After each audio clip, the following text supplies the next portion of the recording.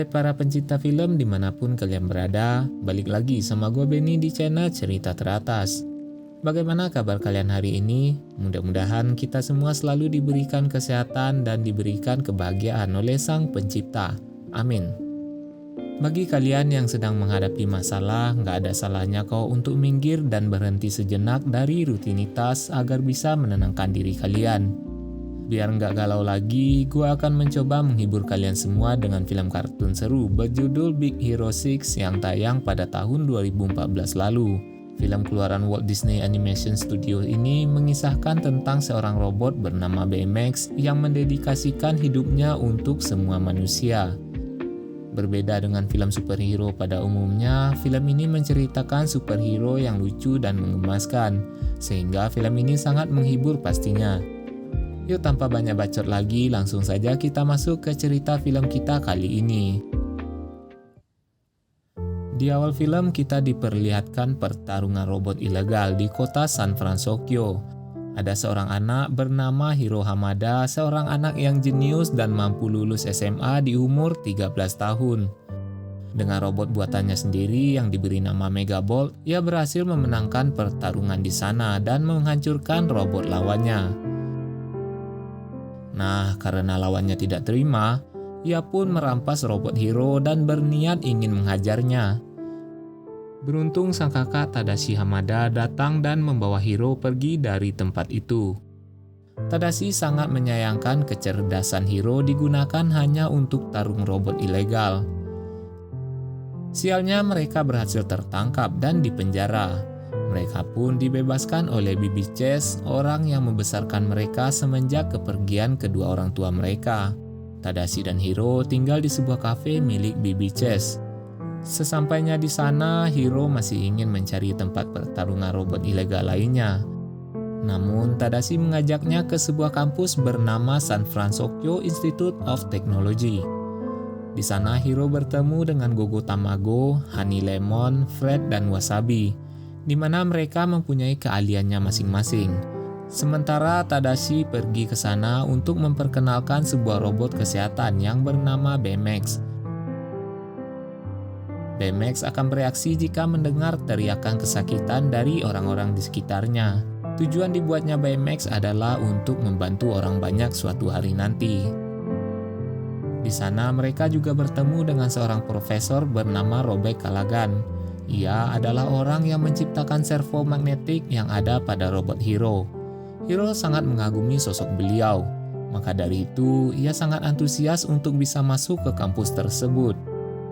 Dan kebetulan kampus itu mengadakan pameran karya mahasiswa setiap tahunnya, dan Tadashi menyuruh Hiro untuk memamerkan hasil karyanya agar menarik perhatian Callaghan dan membuat ia kagum. Hiro yang sangat termotivasi bekerja keras agar bisa membuat Callaghan kagum. Ia dibantu Tadashi dan teman-temannya untuk menciptakan sesuatu yang menakjubkan. Tibalah di saat pameran yang merupakan hari penentuan bagi Hiro. Ia menunjukkan penemuannya, yaitu sekumpulan mikrobot yang bisa dikendalikan sesuai dengan imajinasi penggunanya. Dengan kata lain, mikrobot bisa melakukan apapun yang dikehendaki dan hanya bisa dibatasi oleh imajinasi si penggunanya. Teknologi ini membuat semua orang yang berada di sana sangat terkesan. Tak hanya Callaghan, seorang pemilik perusahaan Crytek bernama Alistair Cray sangat tertarik dengan penemuan Hiro. Ia pun menawarkan sejumlah uang untuk membeli hasil karya Hiro dan mengajaknya untuk bergabung dengan perusahaannya. Tapi Hiro menolaknya dan memilih untuk masuk ke kampus bersama Tadashi. Setelah pertunjukan selesai, tiba-tiba gedung itu terbakar dan api telah menjalar ke seluruh gedung. Tadashi yang mengetahui bahwa Callaghan masih ada di dalam gedung itu mencoba untuk menyelamatkannya. Akan tetapi, itulah momen di mana Hiro kehilangan saudaranya. Setelah kejadian itu, semua orang sangat berduka, apalagi Hiro. Ia menjadi penyendiri dan mengurung diri di kamarnya. Berminggu-minggu setelah kejadian itu, Hiro masih memilih untuk berdiam diri di kamarnya. Bahkan teman-temannya memberikan pesan video agar bisa mengajak Hiro untuk kembali bersemangat. Kebetulan kaki Hiro tertimpa oleh robot miliknya dan berteriak kesakitan. Hal itu memicu aktifnya Baymax. Hiro tidak menyangka bahwa Baymax masih aktif. Ia pun lalu diperiksa oleh Baymax dan mengetahui bahwa Hiro lagi sedih. Namun Hiro menyangkalnya dan berusaha untuk memasukkan Baymax kembali ke tempatnya. Akan tetapi ia terjatuh dan menemukan sisa mikrobot ciptaannya masih bergerak dan seperti ingin menuju ke suatu tempat. Karena mengira mikrobot itu rusak, Hiro tidak sengaja menyuruh Baymax untuk pergi mengecek kemana robot itu pergi. Demi menenangkan suasana hati Hiro, Baymax pun melakukannya. Ketika menyadari Baymax tidak ada di ruangannya, Hiro pun mengejar Baymax. Dan sampailah ia di sebuah bangunan tua. Bersama Baymax, ia menelusuri bangunan itu. Ternyata di sana ia menemukan sebuah mesin yang sedang memproduksi mikrobot dalam jumlah yang sangat banyak. Akan tetapi mereka ketahuan oleh seorang pria yang menggunakan topeng kabuki. Di sini pria itu menyerang mereka. Beruntung mereka berhasil kabur dari gedung itu. Hiro mengira bahwa mikrobot buatannya telah hancur akibat ledakan di gedung pameran. Ia pun langsung melaporkannya ke kantor polisi, tapi polisi tidak percaya dengan perkataan Hiro. Sesampainya di rumah, ia menyadari bahwa ledakan di gedung pameran itu adalah ulah dari orang yang menggunakan topeng kabuki tadi. Dan ialah orang yang bertanggung jawab atas kematian Tadashi. Hiro pun sangat penasaran dan ingin menangkap orang bertopeng itu. Untuk membantunya melawan pria bertopeng, Hiro membuatkan kostum dan memasukkan data bertarung ke tubuh Baymax. Setelah meningkatkan kemampuan Baymax, Hiro bergegas pergi ke gedung tua untuk melawan pria bertopeng, tapi ia tidak ada di sana. Hiro terus mencari keberadaan pria bertopeng. Setelah bertemu dan mengejar pria tersebut, tiba-tiba ia disamperin oleh teman-temannya. Pria kabuki mengetahui kedatangan mereka dan ingin membunuh mereka semua. Mereka pun kabur dari serangan pria kabuki menggunakan sebuah mobil.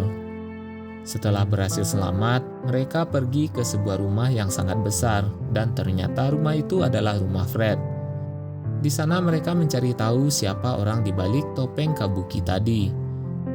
Baymax yang diprogram untuk memeriksa kesehatan orang lain berhasil memindai orang yang menggunakan topeng kabuki tadi. Dengan mengupgrade sensor memindai Baymax, Hiro berencana untuk memindai orang di seluruh kota.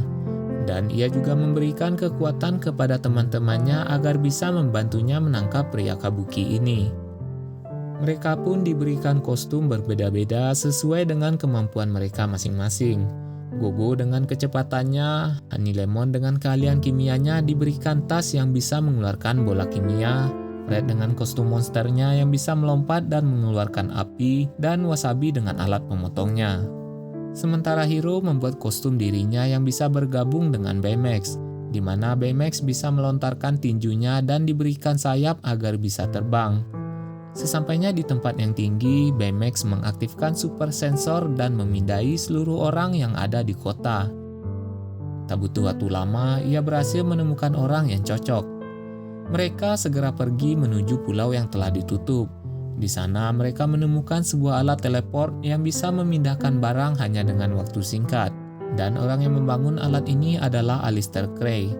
Dari rekaman CCTV yang tersimpan, mereka melihat bahwa Gray sedang melakukan percobaan kepada seorang manusia, dan orang itu adalah Abigail Callaghan, anak dari Robert Callaghan. Namun karena ada kesalahan dari medan magnet yang tidak stabil, membuat Abigail terjebak di dalam ruang portal tersebut, dan tak lama kemudian mesin itu pun hancur.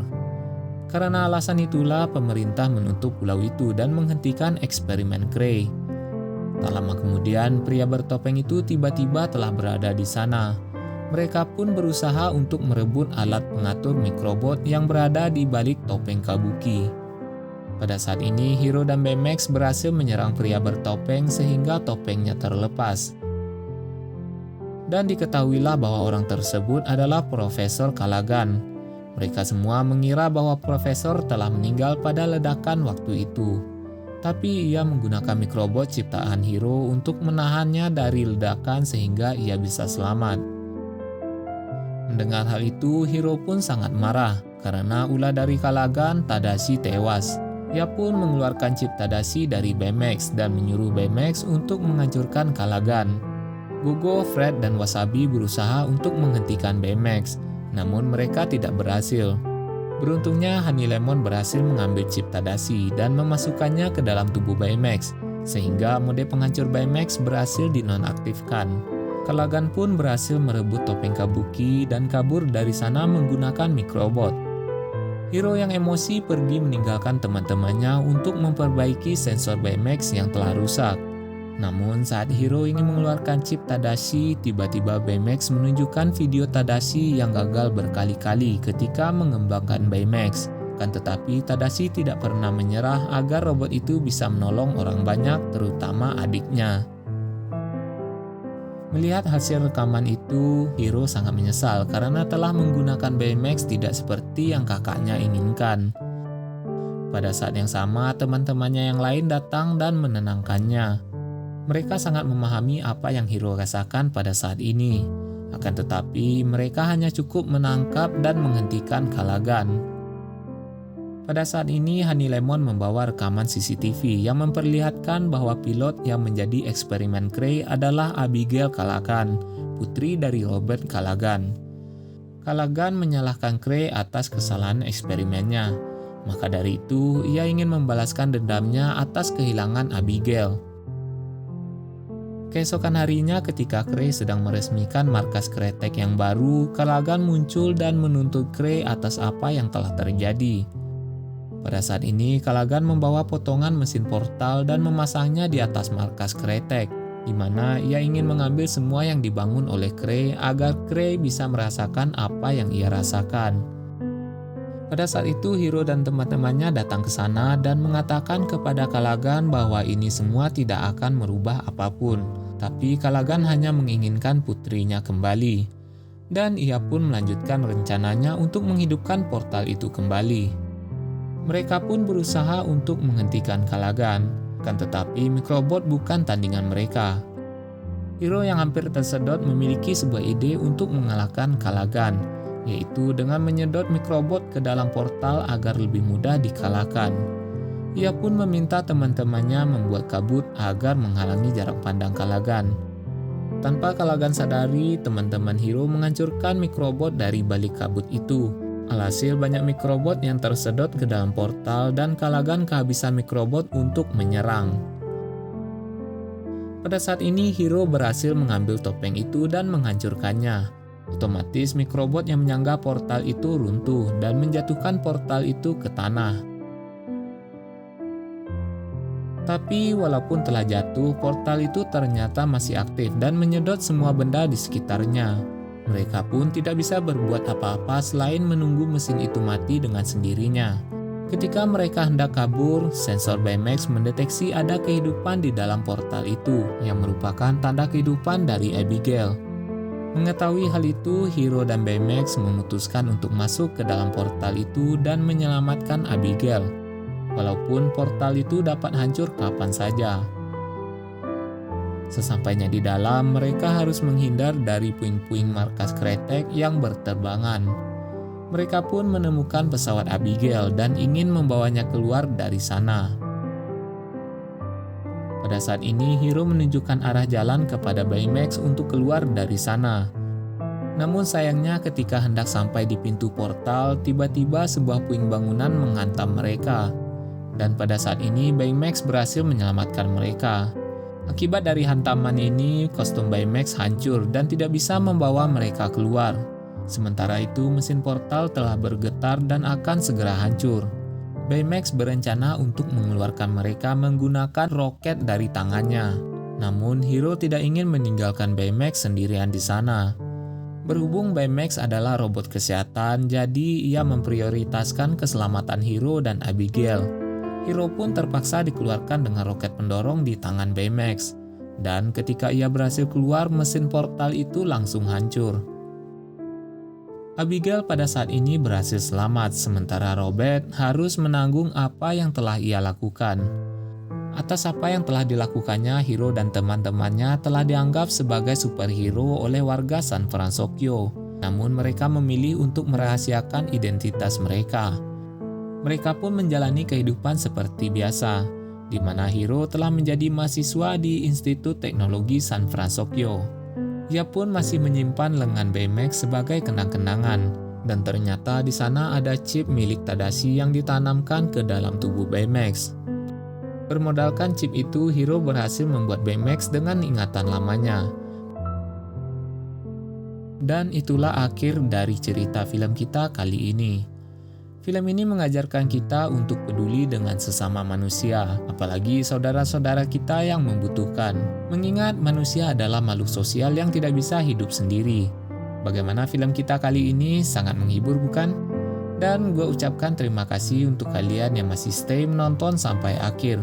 Mohon maaf kalau ada salah-salah kata, klik like dan subscribe kalau kalian suka dengan video kami. Kalau ada kritik dan saran boleh tulis di kolom komentar.